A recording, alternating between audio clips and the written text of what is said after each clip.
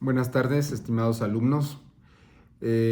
A través de este video vamos a ver el pago como forma de cumplimiento de las obligaciones conforme lo establece el Código Civil Federal.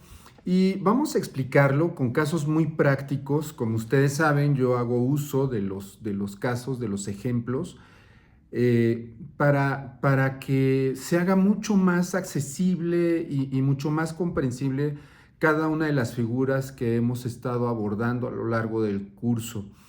Esto es, vamos a utilizar ejemplos muy prácticos como puede ser ejemplos de arrendamiento, préstamos, venta de bienes y servicios.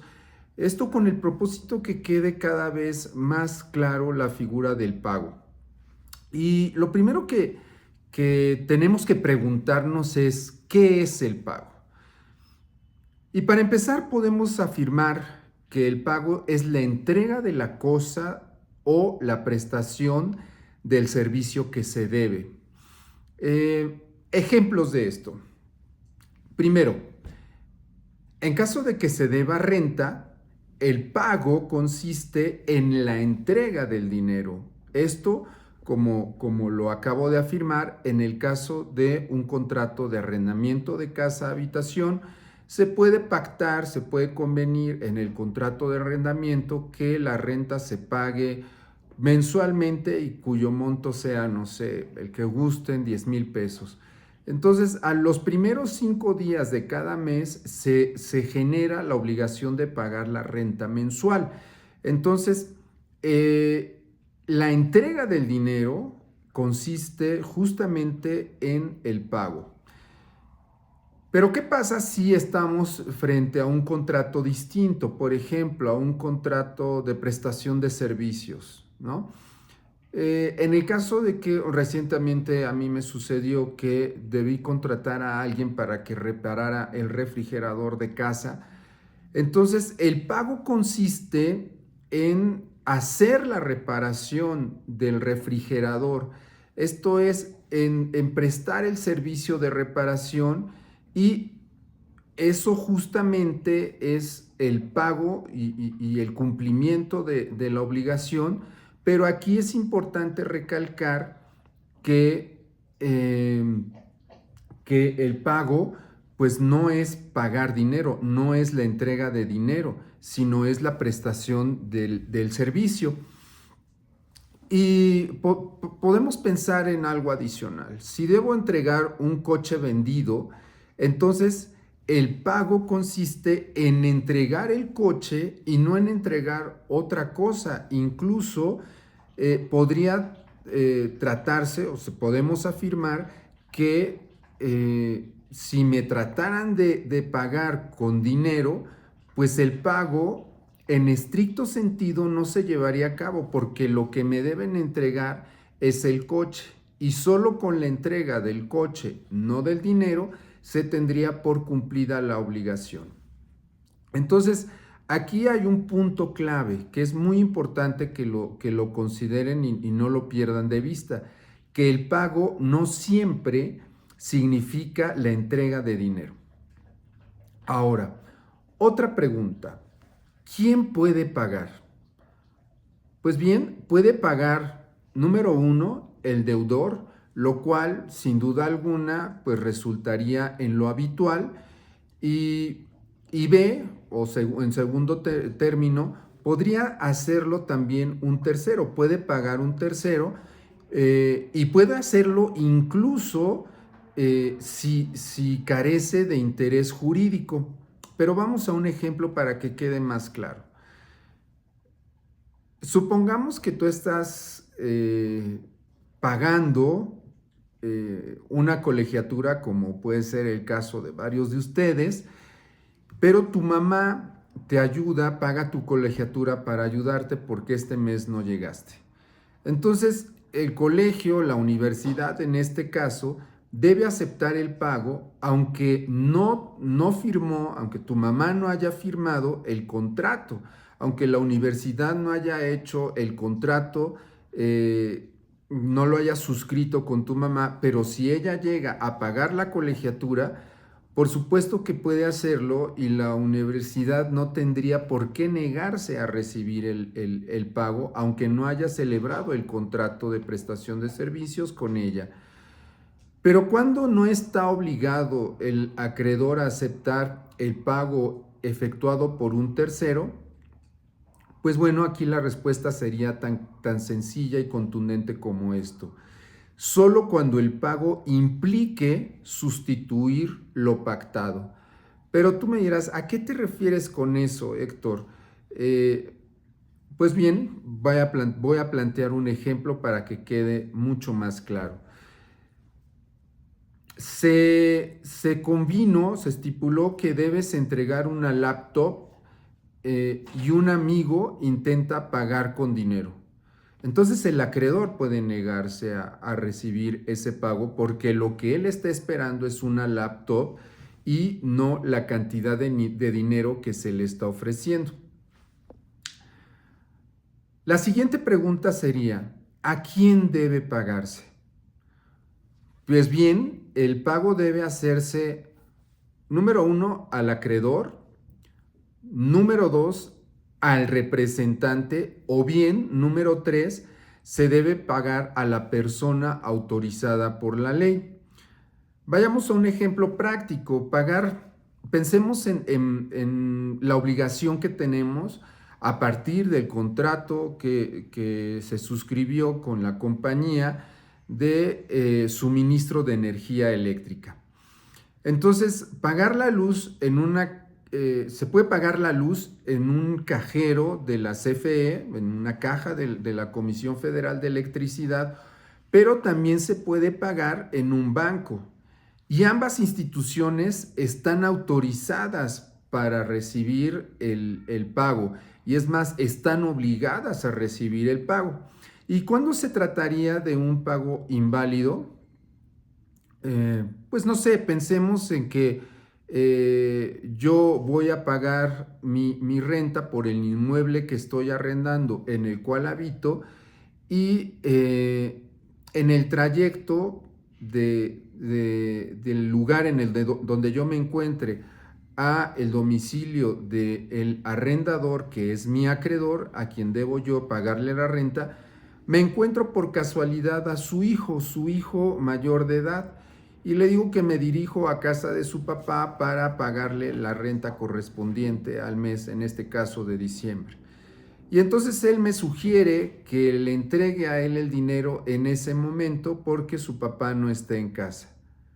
Bueno, en este caso, si el arrendador nunca recibe ese dinero, el pago no te libera de tu obligación de pagar la renta. Por más que se argumente que es su hijo, etcétera, pero es una persona distinta a la causa que genera la obligación. Es decir, no es una parte contratante en el convenio en amplio sentido de arrendamiento. Entonces, vayamos a la siguiente pregunta. ¿Dónde debe hacerse el pago? Pues es claro que si está convenido que se haga en determinado domicilio, si así está pactado, pues debe llevarse a cabo o debe realizarse el pago donde se pactó. Por ejemplo, si el contrato de que se trate dice que el pago será en el domicilio del acreedor, entonces el deudor estará obligado a cumplir con la obligación de pago justamente en el domicilio del acreedor y no en ninguno otro. Pero ¿qué pasaría si si es cosa cierta y no se pactó dónde debería realizarse el pago? Entonces, en este caso opera la regla de que el pago se realice en donde estaba la cosa al momento de celebrar el contrato. Te lo explico con un ejemplo. Imaginemos que vas a una feria de ganado en Tlaxcala y compras un hermoso caballo, compras un caballo y entonces pues debes recogerlo en Tlaxcala, aunque tú vivas en Monterrey, ahí la regla es clara. O sea, si la cosa es cierta, pues entonces debe pagarse en donde estaba la cosa al contratar. Por más que yo me encuentre en otro lugar, en el caso en el que planteamos, si la compra se realizó en Tlaxcala, pues entonces debo recogerlo ahí y no en ningún otro lugar. Pero, ¿qué sucede también en el caso de que no se ha convenido nada en el contrato? Es decir, no hubo pacto respecto al lugar en el que debe hacerse el pago, debe cumplirse con la obligación por parte del deudor. Entonces opera la regla de que en caso de que no haya pacto, no se haya convenido, se efectuará el pago en el domicilio del deudor. Por ejemplo, en el caso de que haya un préstamo entre particulares y no se estableció el domicilio en el cual deba realizarse el pago, entonces el acreedor debe ir a cobrar al domicilio del deudor y no en ningún otro lugar. Es decir, en caso de que no se haya convenido, operará la regla de que el pago se realice en la casa del deudor. Pero ¿qué hay acerca del momento del pago? ¿Cuándo debe hacerse el pago? Sería la pregunta. Bueno, en el caso de que haya una fecha cierta, pues esa fecha debe respetarse. Es decir, si yo convengo con mi arrendador, yo como arrendatario que tengo que pagar una renta y que esa renta será en los primeros 5 días de cada mes, pues entonces no me pueden exigir el pago antes de que comience el mes, pero tampoco antes de que se venzan esos primeros 5 días, porque yo tengo ese margen para cumplir con mi obligación de pago. Entonces, no me pueden exigir antes, pero sí se puede exigir después si es que yo no he cumplido con mi obligación de pago, si no he entregado la cosa o no he prestado el servicio al cual me he obligado. Pero también puede suceder que no hay fecha. Entonces, si se trata de este caso en el cual no hay una fecha convenida, el pago tiene que hacerse de inmediato. Imaginemos que te presto 500 pesos sin fecha. Bueno, yo como acreedor te puedo exigir el pago al día siguiente. Como lo mencionamos la clase anterior, la última clase presencial que tuvimos, platicamos acerca de las obligaciones que están sujetas a un término o a una condición. Recordemos que una condición es un acontecimiento futuro de realización incierta del cual depende el nacimiento o la resolución de una obligación, en cuyo caso estaremos ante la presencia de una condición suspensiva y en el último caso, en el segundo, estaremos ante una condición resolutoria. Y el término, bueno, tampoco me quiero detener demasiado en eso. Ustedes lo saben que también puede ser suspensivo o resolutorio y ahí se trata de un acontecimiento futuro, pero de realización cierta, a diferencia de la condición cuya realización es incierta. Entonces, en este tipo de obligaciones, pues el pago se hará o estará sujeto a que la obligación pues realmente nazca, ¿no? Por ejemplo, yo puedo convenir en que te pago si recibo mi aguinaldo, porque si no lo recibo, entonces pues no estaré en condiciones de hacerte ese pago. Es decir, ahí se está sujetando la obligación a una condición. Si se da esa condición, entonces nace la obligación de que yo te pague. Entonces, hasta que el aguinaldo llegue, la obligación no, hasta antes de eso, la obligación no es exigible.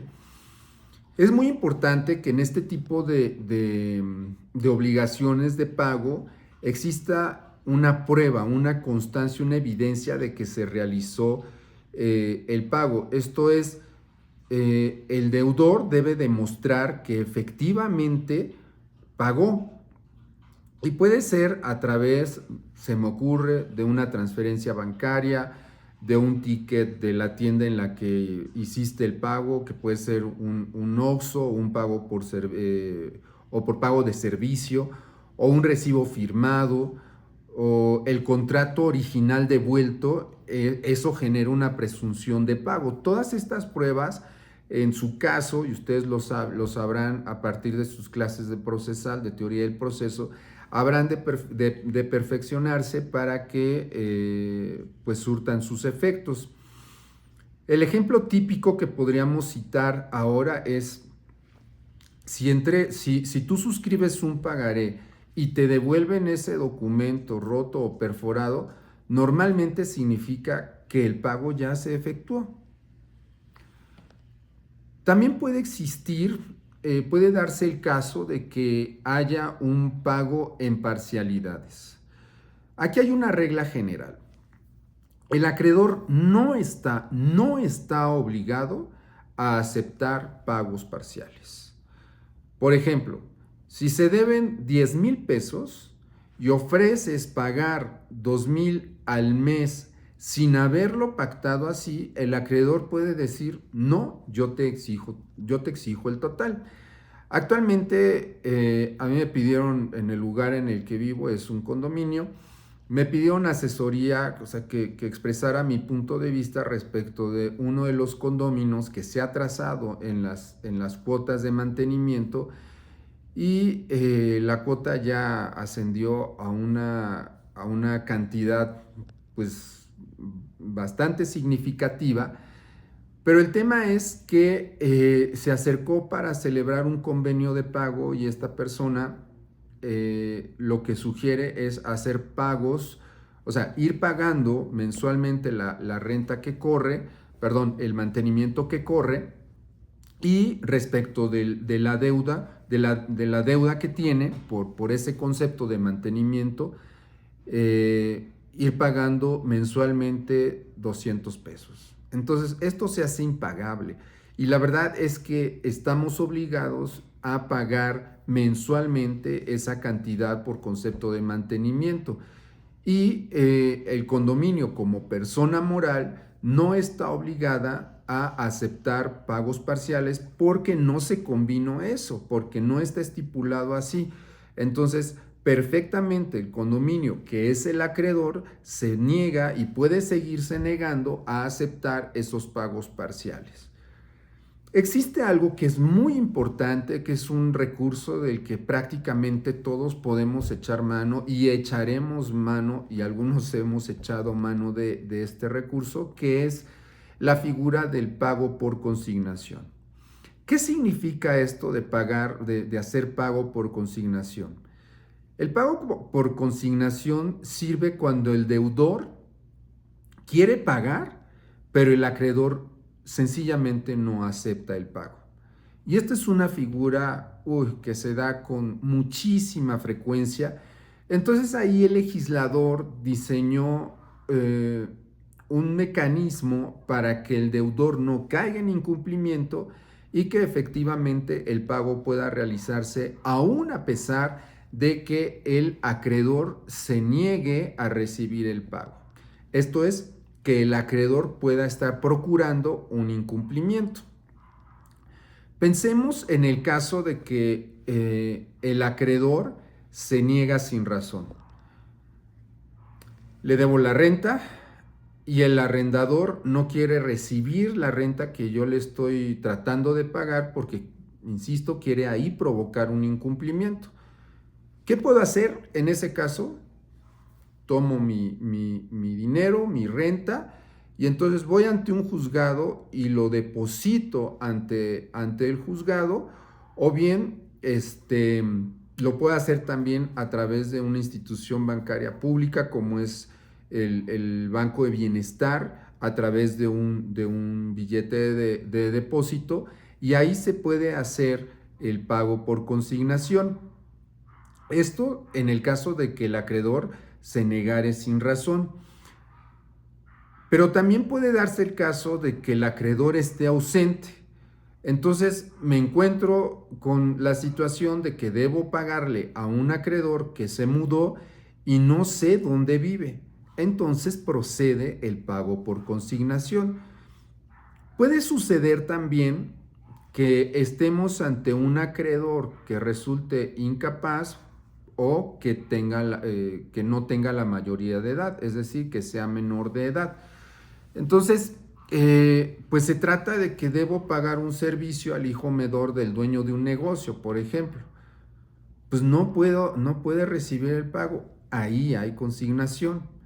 Pero la idea central es esta: consignar el pago por consignación tiende a proteger al deudor contra conductas abusivas por parte del acreedor. También cuando estamos en la figura del pago, también se da el pago con subrogación. Pero, ¿qué es esto de la subrogación? Es una figura en la que cuando alguien paga por cuenta de otro, ocupa el lugar del acreedor, ¿no? Vamos por un ejemplo práctico de subrogación legal, ¿no? Resulta que tú eres aval en un préstamo y tu deudor no paga, entonces se te requiere a ti del pago y tú terminas pagando. En ese momento tú te subrogas, te colocas en la misma calidad jurídica que tenía el acreedor original y asumes tú la posición, el disfraz, si quieres verlo así, del acreedor anterior y tú te conviertes en un nuevo acreedor. Tomas esa posición, te subrogas en la posición del acreedor original. Entonces, tú que pagaste la deuda de aquel a quien tú estabas garantizando, puedes reclamar lo que pagaste, puedes repetir en contra del deudor, ahora tú colocándote como acreedor, pero el acreedor original ya no existe como tal porque tú tomaste esa posición a partir del cumplimiento que hiciste a través del pago. Hay también subrogación convencional. En el caso de que un tercero paga un crédito hipotecario, por ejemplo, y acuerda con el banco quedarse con ese derecho. Ahora, ese tercero es el acreedor hipotecario.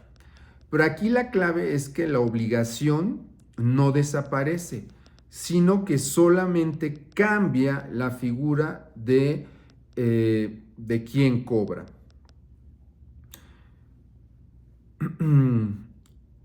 También el Código Civil prevé la figura del pago indebido, pago de lo indebido, que consiste, a diferencia de esta noción, no es pagar lo que no se debe pagar, sino lo que no se debe, es pagar, insisto, lo que no se debe. Pero vayamos unos ejemplos para que lo puedan entender mucho mejor. Me sucedió que fui al banco y deposité por error 2,000 pesos a una cuenta equivocada.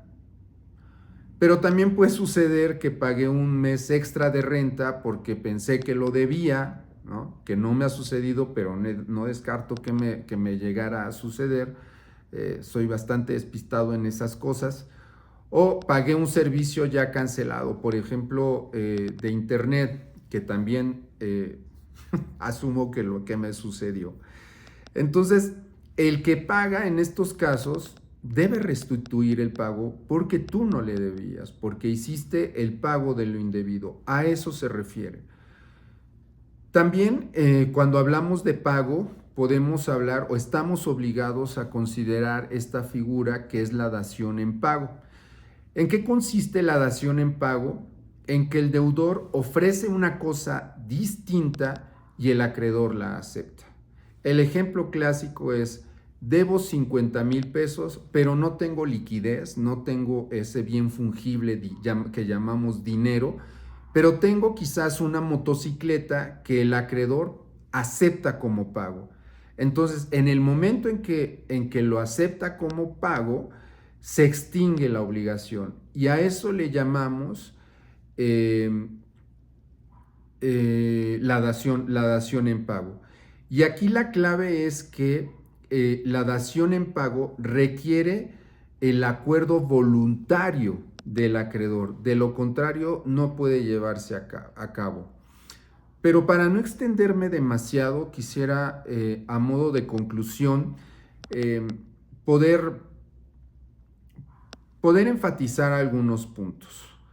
Primero, que el pago es la forma natural de cumplir las obligaciones, pero el Código Civil Federal regula detalles importantísimos al respecto.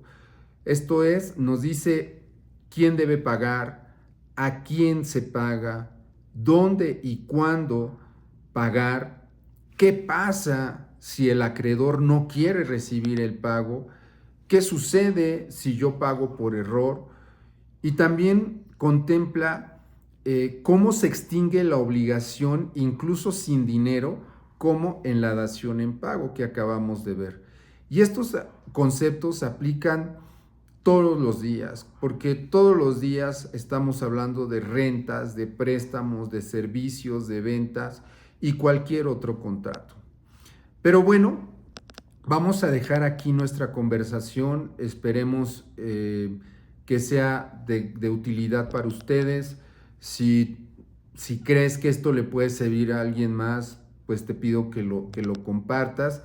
Y de cualquier manera, nos vemos en la próxima sesión, en nuestra clase presencial. Y como siempre, será un gusto saludarlos, conversar con ustedes, compartir conocimientos con ustedes y aplicarles el examen y saber que ustedes van a obtener una excelente nota, una excelente calificación en ese examen. No dejen de estudiar. Les mando un abrazo, queridos alumnos. Hasta luego.